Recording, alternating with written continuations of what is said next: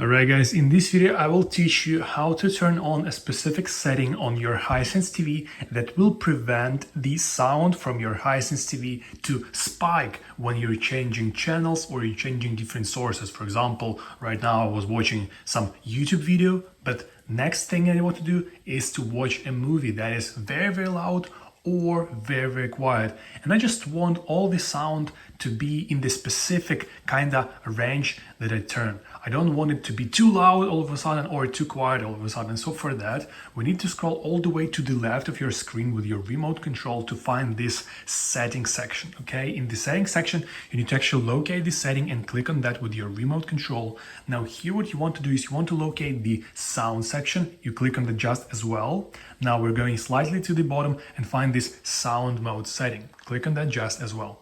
Now here, if you're going slightly down and find this auto volume control, what it does is it activates this setting to prevent sudden volume changes when switching TV sources. Exactly what I just explained and described. Okay, so now I want to switch it on with our remote control, and that's it. That's how it works. Now enjoy a smooth kinda sound from your Hisense TV.